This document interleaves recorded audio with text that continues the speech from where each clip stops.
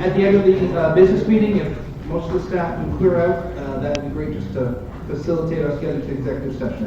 The first item of business is public comment. Is anyone here from the public who would like to comment? Next item is approval of the minutes of our September 11, 2019 meeting. There's a motion, is there a second? Motion is second, any discussion? All those in favor, please say aye. Aye. Any opposed? Motion carries. Next item of business is the approval of legal services bill for Tony Lopestever and O'Gara. This is for September of this year, $34,441.44. Do we have a motion to approve? There's a motion. Second. And a second. Any discussion? All those in favor, please say aye. Aye. Any opposed? Motion carries. Next item is the legal bill of Abbott Polish Machine Professional Services, August 2019. The dollar amount is $2,273.35. Do we have a motion to approve? There's a motion and a second. Any discussion? All those in favor, please say aye. Aye. Any opposed? Motion carries. Colonel Manny of the State Police is here. If it works for you, Colonel, we'll move you up on the agenda. Yes, sir. If we can, we're just going to move item 14 up to the next item of business. The Colonel was here a few months back talking about establishing a satellite presence here on our campus as well as our Mount Hope facility.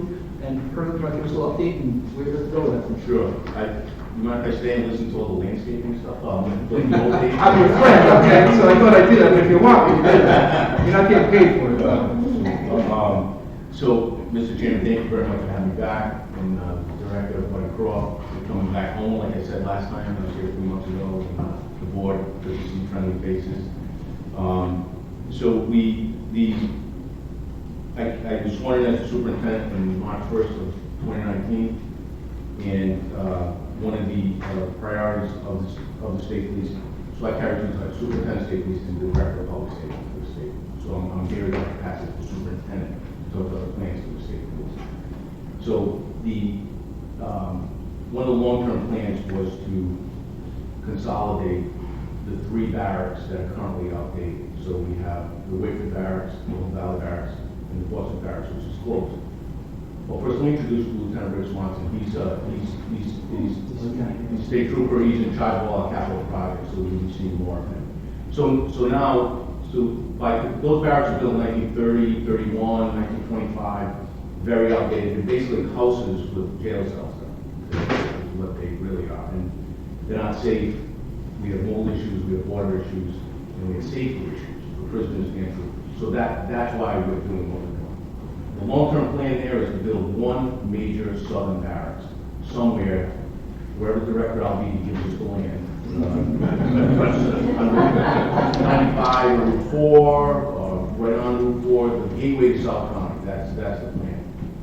To do that, and we're following the model of other state agencies like Pennsylvania and New York, much bigger agencies. It's okay to have a large barracks, but you need substations where troopers can go and have an increased presence, where they can do some paperwork, eat their lunch. You know, you just can't have troopers driving 20, 30 miles back to a location. The only thing I will tell you up front is no prisoners will be taken at these substations in my house. All prisoners and interviews of criminals will be done at barracks, not at what we asking for, the two places here. So if we close the whole Valley Barracks, we close the Wakefield Barracks, and Portsmouth's already closed, I need three substations. One's in Exeter, one I'd like to put here at the Clover Plaza, small, and one on the other side of Mount Hope Bridge. The other big reason why I would like to put one on the other side of Mount Hope Bridge is because we have not had a dedicated role to the East Bay in over 2.5 years. It doesn't exist. When Paul Sikorsky, who retired as a lieutenant, came out about the same time, we had a full-fledged barracks there, 24/7, and we had probably 17 to 20 troopers. I was in charge of the Wakefield Barracks and the Portsmouth Barracks at the same time. We had 13 troopers as of recently as like 6 years ago. That's gone. So there's, between manpower and just not going over there, we just kind of, we haven't been around, to be quite honest with you. So what suffers? The East Bay does have a very strong police force, but the bridges. I worked there as director of operations for 13 months, and what was it, 13 years ago?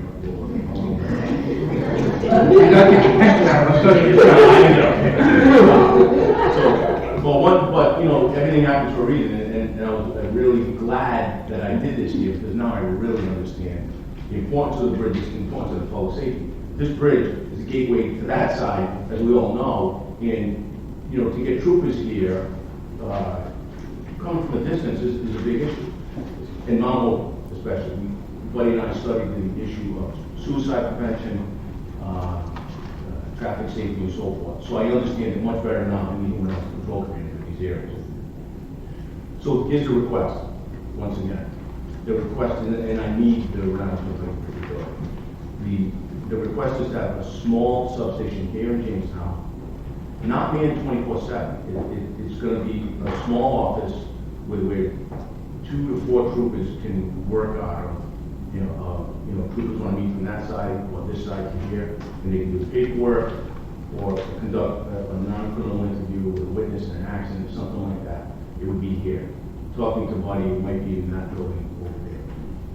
It would be locked because obviously there'd be files in there. Nothing sensitive, but it would be locked. We'd have a couple of computer screens, telephones, and they would have their portable radios. Same thing on the Monmouth side. You go to Monmouth Bridge, Turnpike Bridge Authority owns property over there, even in the loft or downstairs, wherever you could fit us. And we have the same thing, a couple of troopers there. That one is great. So it would work for both agencies. So there'd be no cost to the Turnpike Bridge Authority except for the lights, but it would also, then there's cash that comes through here. There's people that come to this facility. They great cruiser, that's the best. That's the best. Number one, insurance policy and best deterrent to crime. So I think that would accomplish both our objectives. Have an increased presence here, and it would assist the state police with the off-site once the barracks is built. So what is my time frame? The time frame is the southern barracks is going to have to go on a bond a year from November. After that, you're looking at 18 months to 2 years before it can be built, assuming it's passed. We're hoping. But we would like to open substations within a year to get the troopers acclimated to working closer to the bridges. So if this is approved, Lieutenant Swanson will be working closely with the operations here to facilitate what our needs would be and how we can integrate the state police. So once again, 6 months to a year is the time frame. There is some miscommunication out there, especially in the Jamestown press, that we were going to station troopers here. They're not stationed here, but they will be utilizing that facility. If anyone has any questions, I think we haven't, I guess the next step would be some kind of maybe a memorandum of understanding kind of thing, buddy. Yeah. And we get that back before the board, and obviously, it seems like it works for us. Well, I really appreciate it. I think it's a win-win for both agencies, especially after working. I think for the employees at much ease seeing cruises in the area, and it'd be tremendous amount of public safety over to the bigger bridges in the state. That sounds a great collaboration. Thank you. Thank you very much. The next item of business are our ratifications. The total dollar amount is $2,254,625.51. Let's have a motion to ratify, then we'll have a discussion. There's a motion and a second. Mr. Levesque, do you want to give us the basics on what this work was?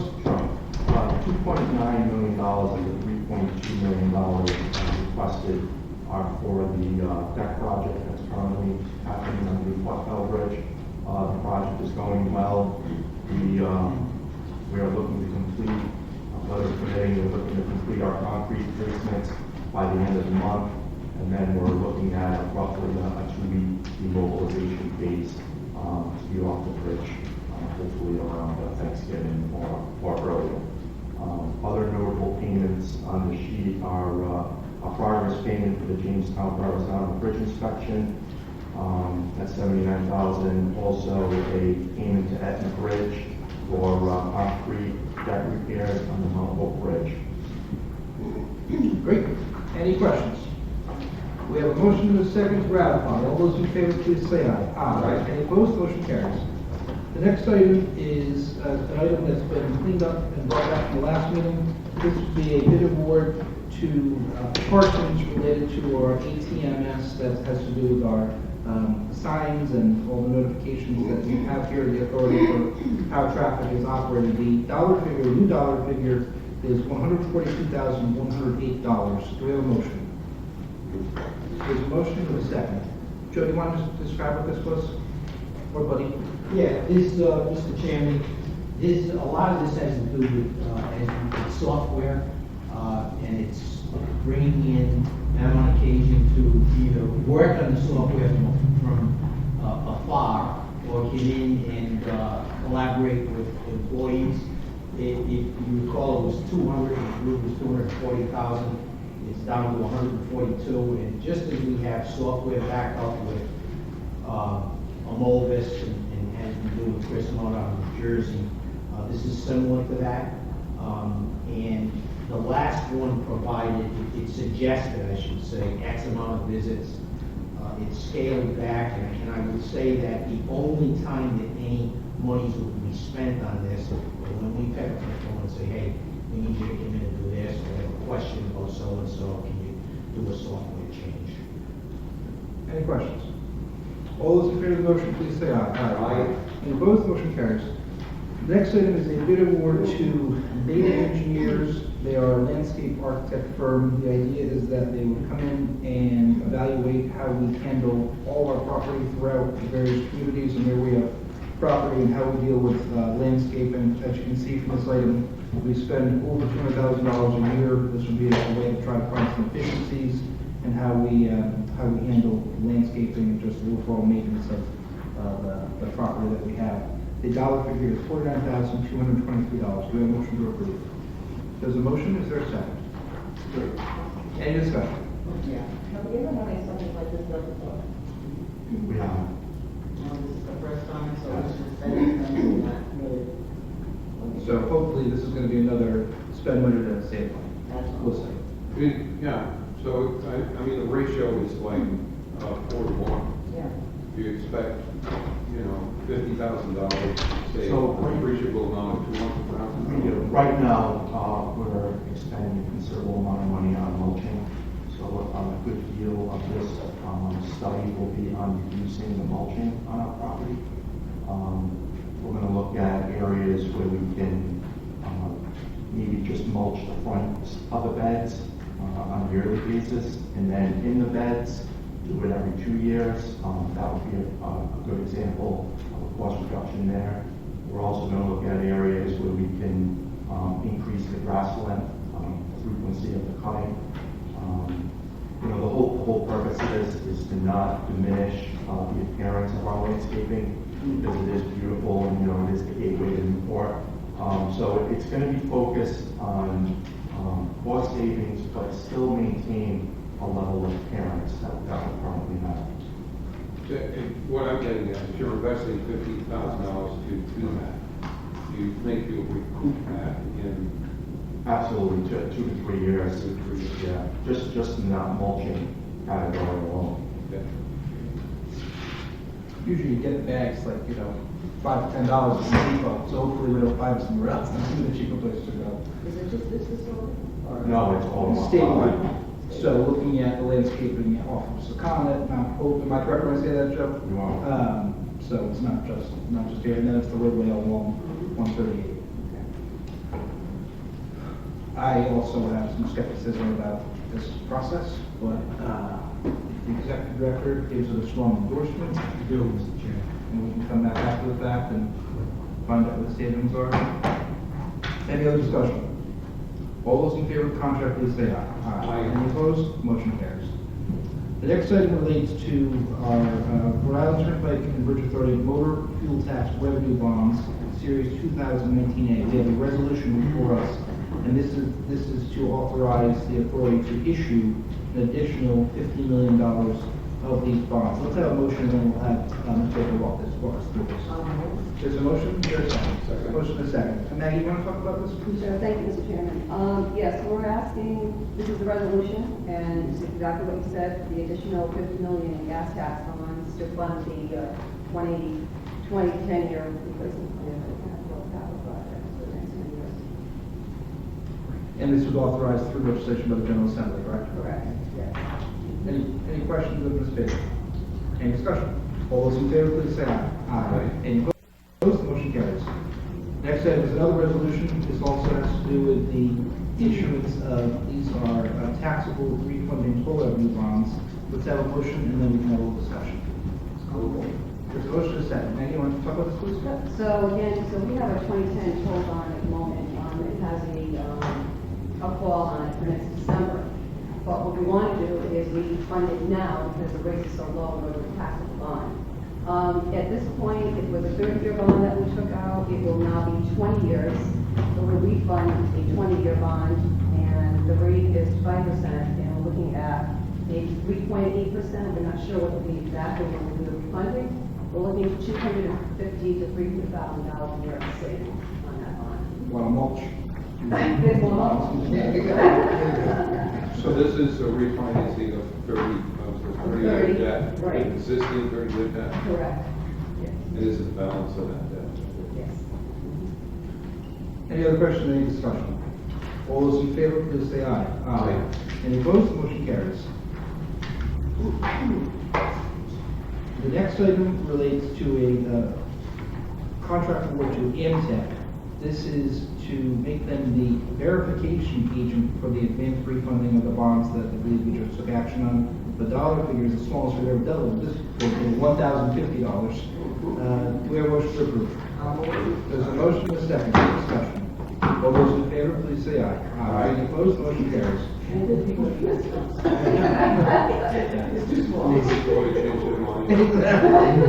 The next item relates to the renewal of the contract with Duncan LES.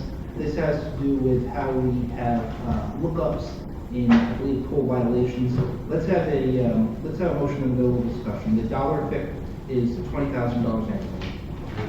There's a motion and a second. Ms. Coleman?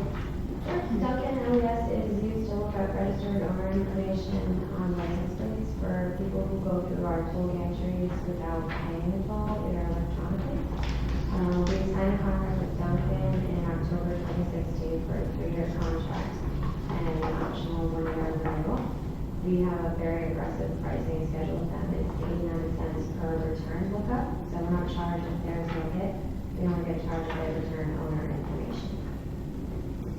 Any questions? Any discussion? So $20,000 is an estimate of what we think we will be paying them. For RITVA toll gantries. Say it again? RILAT is a different, dollar Yeah. amount. so- No, Okay. I mean RITV. RITVA, last year, last fiscal year, we spent 14,800. We originally estimated it was going to be 57,000 annually, but we now have direct lookups to Rhode Island and Massachusetts, and they do not charge us for So them. they're expanding. Good. Any other discussion? All those in favor, please say aye. Aye. Any opposed? Motion carries. The next item has to do with a contract award. I guess it's with Lovis, and this is to upgrade our interface with the state of Massachusetts. And correct me if I'm wrong, please. The dollar amount is $34,640. Let's have discussion, and then let's have a motion, please. There's a motion and a second. Want to describe this? So the dollar amount is that 34,640 is split equally between RITVA and RIDOT. So for each agency, it's about $17,000.